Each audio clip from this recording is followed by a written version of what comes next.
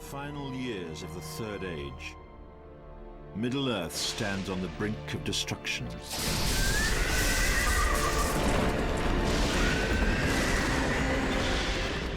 At this late hour, the leaders of elves, dwarves, and men come together at the Council of Elrond to decide their next move.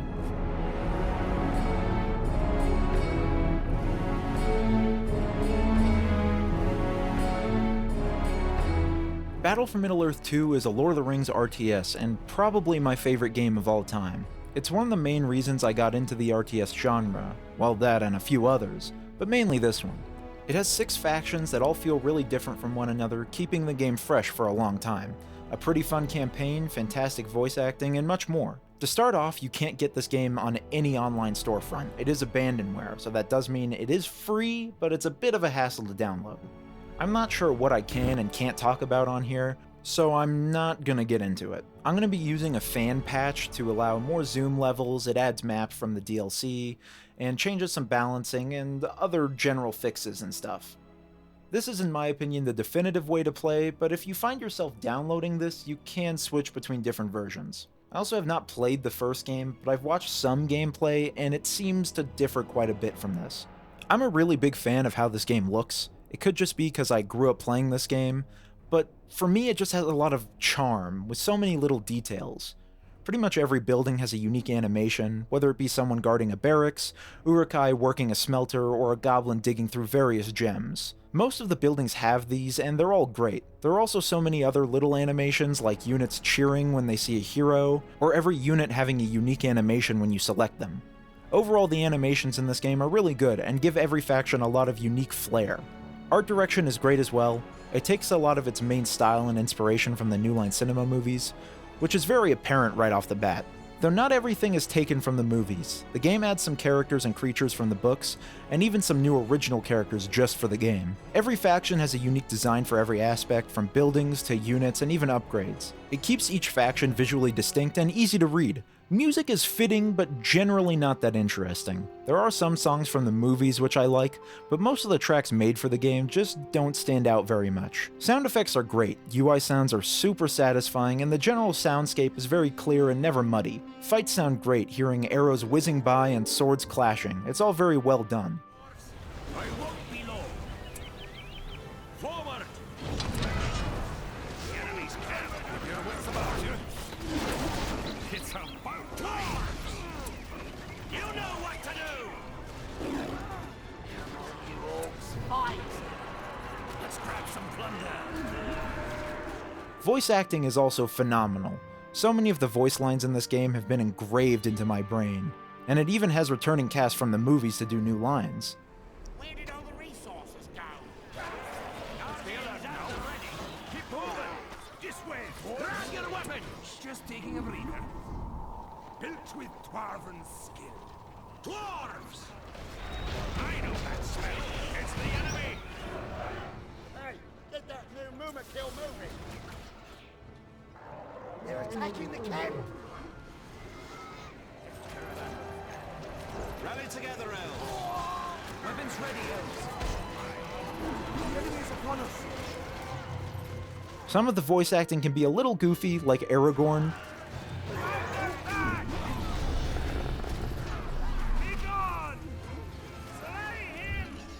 but it's all still great. I can't give this game enough praise when it comes to the voice work in the game. I think RTS games especially have to have great voice acting, because you're going to be hearing these lines every time you click on a unit or tell a unit where to go, a building gets finished, a unit gets created, etc. You will be hearing these lines constantly, so it means you gotta keep them entertaining and never annoying or irritating. And this game does it amazingly. I also wanted to give the opening cinematic some praise too. It's probably just because I grew up with the game, but the intro really stuck with me. It does a good job at showing what the game is all about, and it just has a nice vibe to it. Every character has a drawn portrait, which I really like. A lot of them look great. Some of my favorites are the Goblins, Phalanx, and the Mouth of Sauron. A couple of them are a little off though, mainly the ones that have too much color in them, like the Elven Archers. It's just a weird contrast. If you're familiar with the RTS genre, you'll be at home with the controls. You have command groups, waypoints, and a bunch of hotkeys, though the game doesn't tell you any of the hotkeys anywhere, so you're gonna have to kinda go look them up for yourself. Battle for Middle-earth 2 has 6 factions to choose from: Dwarves, Elves, Men, Mordor, Isengard, and Goblins. All factions share basic game rules like making sure to create resource structures and such, but all of them have their little quirks that stand out. The game has 3 modes: Campaign, Skirmish, and War of the Ring. Campaign and Skirmish are pretty self-explanatory, but War of the Ring, not to be confused with the tabletop game of the same name, is an almost grand strategy campaign map, where you fight to take over Middle-earth. It has some different scenarios to choose from to change victory conditions, but usually it's just taking over the whole map. Taking over regions will give you different buffs, and you move your armies around the map to take them. I haven't played much of this mode because it wasn't on the console release, which is what I originally played it on, but it's a pretty fun game mode if not a little simple. Every faction has their pick of powers, and some faction will share these powers. At the start of every game, you have 5 points to spend in your powers tab. There's 4 tiers to each tab, each one increasing the amount of points you need to buy a power on that row. These powers can range from buffs, debuffs, units, buildings, or even spells, like raining arrows or meteors. You get points from combat. Obviously, the better you do in combat, the more points you'll get. Powers are extremely useful and can change the tide of some fights. Some of the best are the giant beast you can summon, like a Balrog or a worm, but never doubt the viability of any of them. All of them are pretty useful. In a normal skirmish match, you'll start off with a fortress and 2 builders. The fortress is what you use to make more builders and heroes. Fortresses can be upgraded, giving buffs to nearby units, making the fortress stronger, or giving you a special power. All fortresses also have these little building points on them to add more defenses to the fort, like an arrow tower or a catapult. Each faction will have a resource building. Now, the way these work is pretty interesting. When placing one down, you'll see a big circle around it with a percent in the middle. The circle can be obstructed by things like buildings, topography, and props in the world. The less things obstructing it, the higher the percent will be, giving you more resource generation, with 100% being the maximum. These buildings also increase the population cap, so you're going to want to build a couple. Most factions all have a lot of the basics that you'd expect: a barracks, siege works, archery range, walls, and a few others. With walls, you can usually build some defenses on them like towers and catapults, or even secret doorways, which enemies can't see. Every faction also has a blacksmith or a forge of sorts, allowing them to upgrade armor, weapons, arrows, and banners. Banners are interesting, and I haven't really seen them done in any other RTS games. Each unit can earn XP and gain levels, and the higher the level, the stronger the unit is, which is in plenty of other RTS games. But once a unit reaches level 2, or you upgrade them with the banner, they'll get a banner which allows them to get back lost units in a battalion after some time. It's a really neat feature, and I want to see it in more RTS games. All units can also change stance. Unlike in most RTS games, it doesn't just change how they behave, but changes their stats to some extent.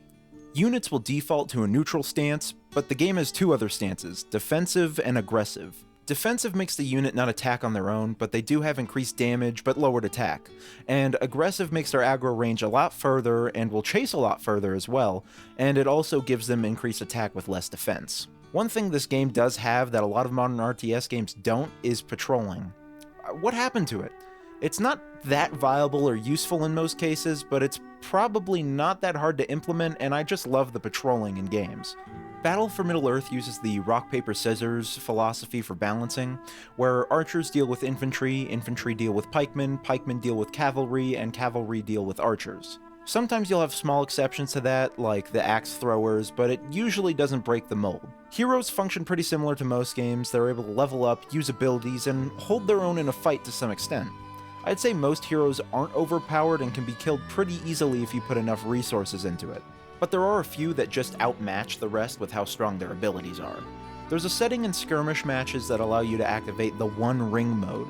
If activated, Gollum will randomly run around the map holding the One Ring, and if killed before he runs away, you're able to bring the ring back to your base and get a super powerful hero, like Sauron or Galadriel. These can change the direction of a match, but can still be killed if you play your cards right.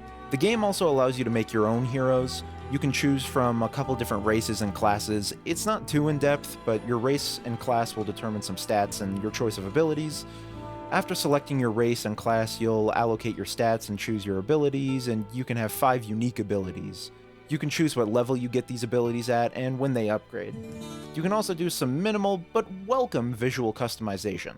Map design is fun. They definitely took some notes from Warcraft with non-affiliated structures that have some creeps protecting them, and when destroyed they'll give you some gold or on the rare occasion an upgrade for whatever unit grabs it. On top of those, maps will have capturable buildings scattered around. Some of these can grant you resources, reveal parts of the map, or let you buy new units. Map layouts are good. Some will let you defend castles like Helm's Deep or Minas Morgul. Most of them will be more open, but they all have their own unique flair and can generally be told apart from each other. For instance, look at Hobbiton compared to the Black Gate or the Dead Marsh. Most of them are pretty distinct, but not just in how they look, but also how they play. UI is also great. Everything is easy to read, you can see how close a unit is to leveling up, you can see all your powers, and they don't get in the way. Your idle builders and heroes will be shown at the bottom with their health too, so you know when to try and save one. Now that we got past the basics, let's dive into the factions. Factions are kind of split up into the evil forces and the good forces. They share some buildings for their alliance, so good has healing buildings and buffing statues, while evil has the woodcutter's hut. The healing structures in the statues are way better than the woodcutter's hut, and evil kinda gets the short end of the stick on that. Not to say the woodcutter's hut is bad, it's just not as powerful. The hut lets you harvest resources from trees, so like I said before, it's not bad, it's just the other ones are better. All of the healing buildings function the same, healing nearby allies and replenishing their units, but the statues do differ from faction to faction. The mountain throne once more is green, for wandering folk the summons heed. Come haste across the... Dwarven buildings utilize a lot of unrefined stone mixed with cut stone, creating a nice sense of harmony between nature and sophistication. It all keeps with the earthen, bulwark, sturdy industrial style that dwarves kind of embody. Yet their buildings also have a sense of elegance to them with filigree and engravings. Their units use a lot of the same design philosophy, for instance the Guardians, with their bulky and robust armaments, all engraved with a pleasing triangular pattern, keeping in line with the heavy yet elegant nature of dwarves. Dwarves are my favorite faction. They have the best infantry in the game, and in my opinion are pretty versatile when it comes to their roster. Dwarven units are pretty slow, but their defenses make up for it. Dwarves also start with banner carriers already researched, which is a nice leg up in the early game. The bulk of their armies will be the Guardians. They have great defense and can be upgraded with hammers to deal more siege damage, but will deal less damage than just going with the forged blades. Guardians also have the ability to charge at enemies, doing some impact and giving some armor, super useful to get the upper hand at the beginning of an engagement. Phalanx are also pretty good, nothing too special, just a solid pikeman. The main thing the dwarves lack is cavalry, and the one cavalry unit that they do have is my favorite unit in the whole game, the Battle Wagon. The Battle Wagon isn't that strong, but it's really versatile and can be outfitted with a few different upgrades, ranging from a couple archers to a banner that increases XP gain and damage done to enemies to all nearby allies. That same upgrade also allows the wagon to regain health, and gives it a couple of pikemen as well. The other upgrade that's really useful is the Hearth. It heals all nearby allies when not in combat. The last special thing the Battle Wagon can do right off the bat, not needing an upgrade, is the Oil Keg. You can choose the location for the Battle Wagon to drop an explosive keg of flaming oil, and is great for area denial and holding choke points. The Dwarven heroes are okay. Gimli is pretty good, but I'd say the rest are alright. They don't really have the staying power of a lot of the other heroes in the game, but they are pretty cheap, most of them. Dane is decent, a good support hero to the rest of the army, and Gloin is fine, I guess. He has good siege abilities, but I feel like he dies too fast and can't really hold his own against infantry. Dwarves are different when it comes to their ranged units. When you first build the archery range, you can only produce axe throwers. Axe throwers are pretty decently strong against pikemen and archers, while being resistant to arrows, a pretty good counter to archers, but aren't as strong against infantry. The other range option are the Men of Dale, a pretty typical archer, but they do get the Black Arrow ability, which lets them do massive single target damage. It's pretty useful against heroes and monstrous units like trolls and such. Dwarves are also just great at taking down structures, not just with the Guardian's hammers, but their catapults are great, and the Demolisher is good too. The Demolisher can get upgraded with better armor, and also has the ability to become immobile, granting even more armor. It's great for sieges. The catapults can also be upgraded with Flaming Shot, but on top of that, right off the bat can also shoot 2 oil kegs, lighting an area on fire. Dwarves have a special quirk that lets them use their mine shafts, which are their resource buildings, to go great distances through a tunnel network. It's really useful for getting units to the front line quickly, especially with how slow the dwarves can be. The tunnels can also be accessed by a special fortification you can put on your castle. The dwarven statues grant double armor to nearby units, which is super useful if you're a turtle like me. The dwarves also have some amazing powers. They have what I believe to be one of, if not the most powerful ability in the game, Barrage. This can wipe out entire armies and deal massive damage to buildings, so definitely a scary one. They also have a couple that work with the tunnel network, like the Undermine and the Citadel, being good overall. The big fancy upgrade for their fortress is a catapult that has a pretty good amount of range around the fortress, and their special castle building is that hall expansion that connects the fort to the tunnel network.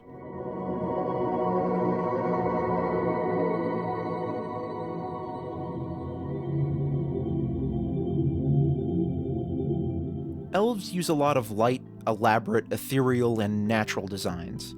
Their buildings will usually have some sort of tree growing out of it, and their color scheme is very soft.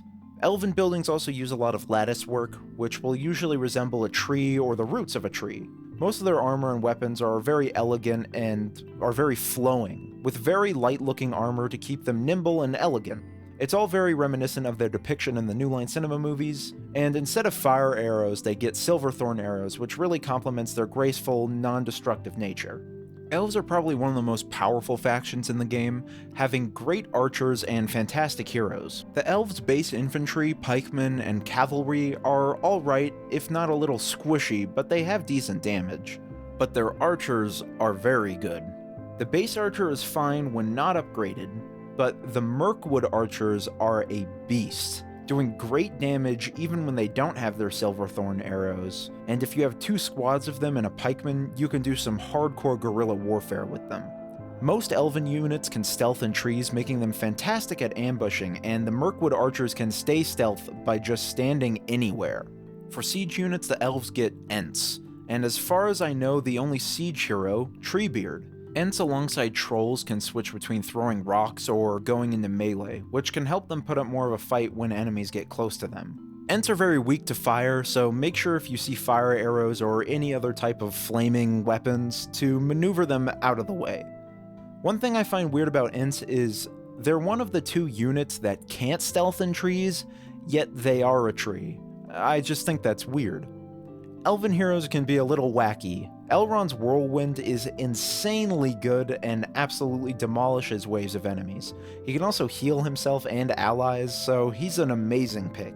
Legolas has some amazing single target damage and a melee ability that just goes crazy. Glorfindel is a pretty good melee fighter and can hold his own in a fight, and Arwen's flood ability is good at breaking up battalions. Elves also have a pretty good selection of powers, from spawning eagles or Ents, creating a mist that stealths allies and debuffs enemies, summoning a wave of watery horses, to my favorite power, summoning Tom Bombadil.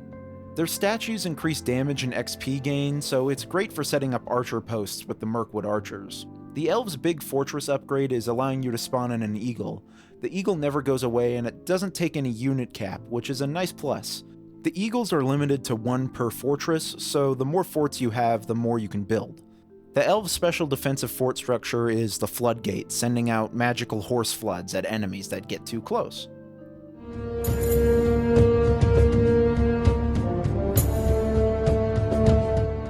Men focus a lot on Gondor and not so much on Rohan. A lot of their buildings are white and castle-like, and none of their buildings have any woodwork, which most Rohan buildings do. They do have Rohirrim, but that's pretty much about it. They do have some good unit designs like the Rangers and the Protectors of the White Tree, but men are pretty much what you'd expect from a Lord of the Rings game. The faction overall feels like it should have just been called Gondor, with its minimal focus on the other factions of men. Men are definitely my least played faction. Not because they're bad, I just feel like a lot of other factions are more interesting in playstyle and what units and abilities they have. Overall, men are just pretty decent. The soldiers of Gondor are a good front line and can go into a huddled shield formation to gain increased armor. And they're pretty cheap to boot. A really solid general infantry. The Towered Guard are sadly kind of mediocre. They should be some of the best pikemen in the game in my opinion, with how cool their designs are, but sadly they're kinda just generic pikemen.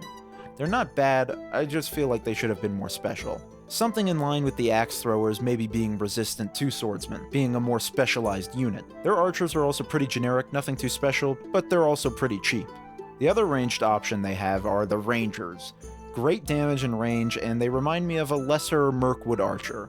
They do get an ability to fire a volley of arrows anywhere on the map, which can be pretty strong if you can stun a big group of enemies or are in a fight with some. I'd say men have probably the best cavalry in the game. The Gondor Knights are decent, but the Rohirrim are really fun. They're able to switch between lances and bows, and they have a pretty big health pool. I like these units quite a bit, and I'm usually not a cavalry guy, but I like the Rohirrim. Men have alright siege.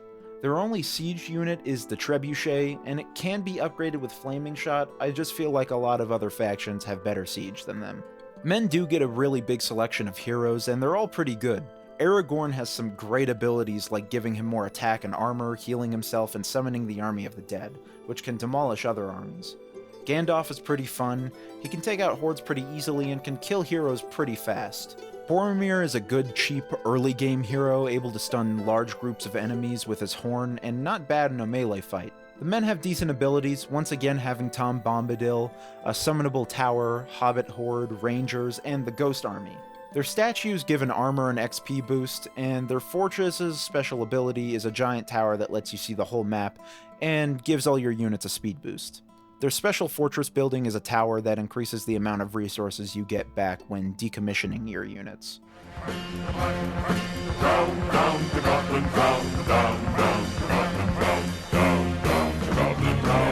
Goblins are very crude with their architecture and equipment.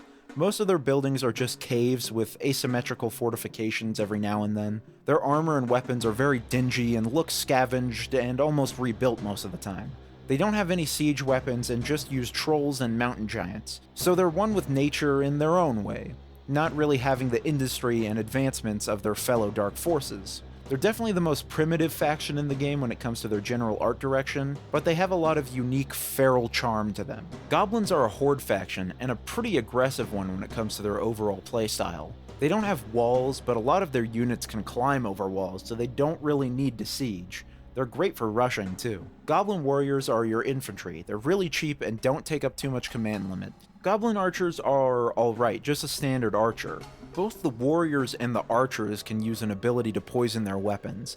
It's a fantastic damage boost, adding damage over time, and great for dealing with some heroes. On top of that, they also get a horde bonus. When in a group of 100 or more goblins, they all get a boost to damage and speed, so they can cover ground really easily, especially when paired with their similar tunnel network ability that the dwarves have. Using their resource buildings as a mean of transport, being able to transport units across the map, and having the speed boost at the same time is great for pressure. When it comes to siege, mountain giants are primarily what you're going to be using, with a mix of cave trolls. Mountain giants function very similarly to ints, being able to throw boulders or go into melee. Mountain giants also get the ability, while in melee mode, to stomp, which sends enemies flying in a decently sized AoE. Cave trolls are pretty versatile. They can go in with just their fists, throw rocks, pick up trees to use as an improvised club, or pick up a goblin and throw them into enemies, making them run away in fear. Goblins also get the best pikemen in the game, the half-troll Marauders. Marauders have a very large health pool and great damage, a cavalry's worst nightmare. On that note, the Goblin Cavalry are pretty interesting, having probably the second best cavalry in the game. They get two options. Spiderlings, which are considered special cavalry and are strong against swordsmen. They're pretty fast and a great harasser. They also get Spider Riders. Like Rohirrim, Spider Riders can switch between bows and spears. Bows are great for taking out pikemen, you'll just have to micro them, and spears are pretty much good for everything else. Goblin heroes are also pretty good. The Goblin King is a decent support hero, able to put down totems to reveal the map, poison people, and summon drakes.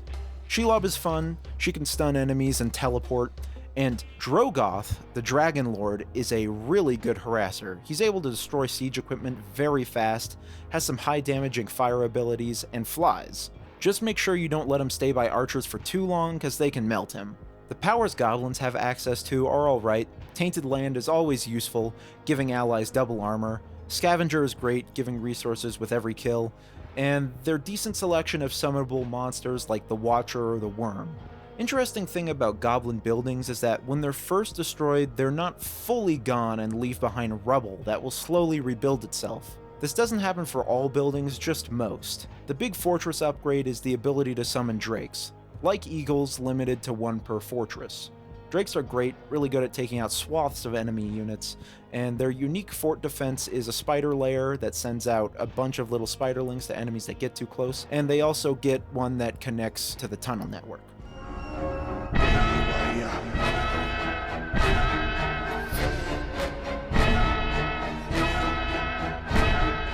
Isengard is pretty much the opposite of the Goblins, with very heavy armors and devious machines of war. Very opposed to being at one with nature and creating industry and desolation wherever they go. Their resource generators really fit that aesthetic by being giant furnaces smelting metal into ingots. They're also the only faction that don't have bowmen, instead having crossbowmen, which fit their more technologically advanced style. Their color scheme is very gray and drab, and a lot of their equipment and architecture looks very hostile with sharp points and very boxy, fabricated designs.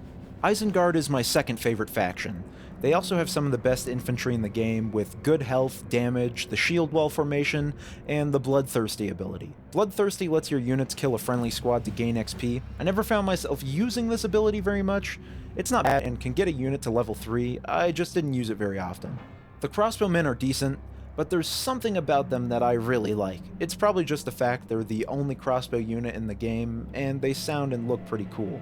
Isengard also has another one of my favorite units, the Berserker. They're pretty damn fast and do insane damage, and all their attacks have an AoE effect, which lets them just mow through infantry. They're a great anti-hero unit as well. The Berserker also gets the ability to light a torch, which meshes with another unit we'll talk about later. Isengard has some decent pikemen with a good health pool, so they're pretty useful, and the Warg Riders are a fantastic cavalry unit. They have good speed, good damage, and they get a howl ability that increases their damage and armor, but weakens them to pikemen. So altogether, Isengard has a pretty good base roster. Isengard also has some really interesting siege equipment. They get a ballista and a battering ram, so nothing too out of the ordinary, but two pretty unique things they get are siege ladders and explosive mines. The ladders I don't usually get much use out of because the AI never really builds walls. Maybe once or twice I've seen it, but it's very rare. The explosive mines are in a similar boat as the ladders, but I use them a lot more because they're not just for walls. They have a pretty big explosion radius and are pretty good for taking out forts and sometimes even big hordes of enemies if you can pull it off. To use the mine, you take it to a spot, set it down, and use the Berserker's torch ability to light it. It always kills him in the process, but it's a fun piece of siege equipment that's very situational. Isengard does have some pretty good heroes. Lurtz is amazing, he can switch between a sword or a bow, and he has the ability to cripple enemies doing decent damage and stunning them, and another one of his abilities lets him go into a berserk mode doing massive damage. While in this mode, he gets an AoE attack like the Berserker. Wormtongue is your kind of stealth rogue hero. He can go invisible, backstab heroes dealing massive damage, and even take over a hero for a little bit. Saruman is really good. He has a lot of high damage horde clearing spells like his big wizard blast, and his normal melee is pretty good too. One of his abilities also allows him to permanently take over an enemy squad, which is super useful. And Shaku is alright, he's just kinda squishy. The powers Isengard get are decent, nothing too special, but they have the basics like a war cry, AoE heal, or summoning some wild men. They also have some interesting ones like clearing a bunch of trees for resources or making a resource structure produce 300% more resources. Their final tier of powers is pretty neat. You can summon in a dragon to fight for you, or just have a dragon come across and lay a bunch of fire on the ground. Isengard gets an interesting defense building, the Warg Pit. All it is just a pit with one warg in it, and if enemies get too close, it comes out of the pen and chases them. Isengard's powerful castle ability is a big lightning strike, and their special fortress defense is a really good mine launcher. Fill my cup with grog and my pockets with gold. A marauder's life does never get old, for the orcish lot is rather humdrum. Mordor is the bulk of the Dark Lord's army, mixing orcs, Easterlings, trolls, Nazgul, and the Corsairs of Umbar. having a mesh of different dark cultures, but generally being very imposing with spiked and fluted designs for their castles and towers. But Mordor is still somewhat crude with their equipment, mainly just the orcs and the siege weapons. The Easterlings are very well equipped, and the attack troll is kitted out with a full set of armor. Overall, they have a lot of unique styles to them that meshes together very well. Mordor is a really varied faction. Their armies generally aren't that uniform, having a bunch of different races in one army like I said earlier. But that's not just visual flair. Mordor's basic infantry are the orc warriors. They're very cheap, and cheaper than the goblin warriors. They only take 30 command limit, and the archers are decent if not a little weak when unupgraded. Both the archers and warriors, like the goblins, have a horde boost. You'll need at least 70 orcs to get the bonus, and the boost gives more speed and damage, but reduces their pierce resistance. For your pikemen, you'll have to build the Haradrim Palace. Mordor's pike units are the Easterlings, a decent pikeman but nothing crazy. The other unit that the Haradrim Palace can make are the Haradrim Archers, a good ranged option similar to the Men's Rangers or the Mirkwood Archers as an almost elite archer. Their ability is called Barbed Shot. It deals a lot of damage and does impact, sending enemies flying. Mordor also has access to a couple different types of trolls. You have your basic mountain troll, able to throw rocks, use trees as weapons, and instead of throwing a goblin to cause fear like the cave troll, they can eat an orc to gain some health back, which is super useful in a fight, especially if the troll is a high veterancy. The next one is the Drummer Troll. He gives leadership to nearby units, increasing their armor. The Drummer Troll also has the ability to roar, causing enemies to flee in terror. They're an interesting support unit that's something a lot of other factions don't really have. Drummer Trolls are a vital part when it comes to army composition, so make sure not to overlook their importance. The last type of troll they get is the Attack Troll.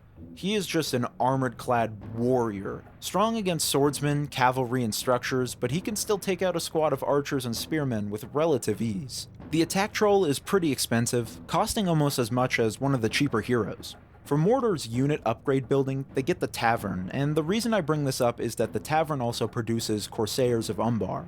Corsairs are a more specialized swordsman. They're able to switch between blades and fire bottles. Fire bottles are great for taking out buildings or even infantry, because they leave the ground burning. Be careful with fire bottles though, because they can still hurt allies, so just be cautious when using them. For siege, Mordor is also pretty adept at that, having a fairly cheap catapult that already has flaming shots. Mordor's catapults are also equipped with piles of bones and corpses to scare away enemies. Mordor also gets a battering ram and Grond, the giant burning battering ram that destroys fortresses in 2 hits and other buildings in 1. If you have walls and gates though, it won't be able to fit through, so you'll have to destroy them. The last pseudo-siege unit they have is the Mumakil. Equipped with a squad of Haradrim Lancers on the back, the Mumakil is a giant war elephant that can take and dish out a lot of punishment. They have the ability to charge, trampling a bunch of enemies and doing decent damage. The second ability is for all the Lancers to evacuate the Mumakil, allowing you to gain a squad of them for whatever you please. This is the only way to get Lancers besides hiring them from one of the mercenary buildings scattered around different maps, a unique range/melee unit. Mordor has a good selection of powers: Tainted Land, Barrage, Balrog, Summonable Towers, a Rain of Fire. It's all pretty good.